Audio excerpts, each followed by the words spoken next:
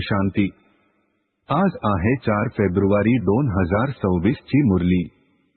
महावाक्य आहे, गोड मुलांनो, तुमचा धंदा आहे मनुष्यांना जागे करणे, मार्ग दाखवणे।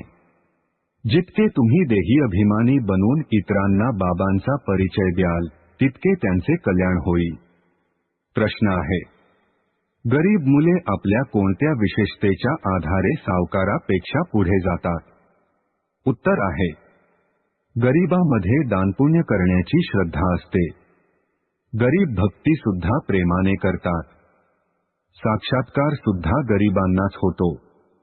सावकारांना आपल्या धनाचा नशा असतो। पाप जास्ती होते, ज्यामुळे गरीब मुले पुढे निघून जातात।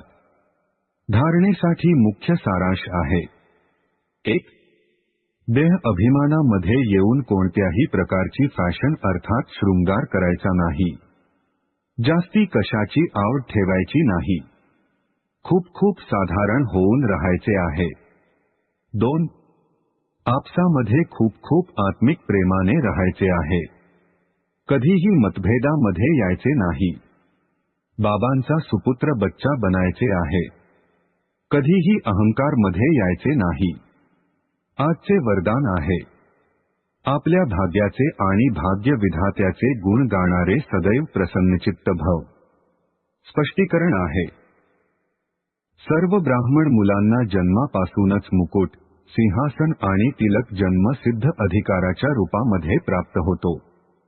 तर भाग्याच्या या चमकणाऱ्या ताऱ्याला पाहून आपल्या भाग्याचे आणि भाग्य विधात्याचे गुण गात राहाल तर सर्वगुण संपन्न बनून जाल। आपल्या कमजोरींचे गुण गाऊ नका, भाग्याचे गुण गात रहा। प्रश्नापासून आलिप्त रहा, तेव्हा सदैव प्रसन्नचित्त राहण्याचे वरदान प्राप्त होईल। मग इतरांना सुद्धा सहज प्रसन्न करू शकाल। स्लोगन आहे, एक बाबा आणि सर्व खजान्यांची बचत हाच ब्राह्मण जीवनामध्ये सफलतेचा आधार आहे। ओम शांती।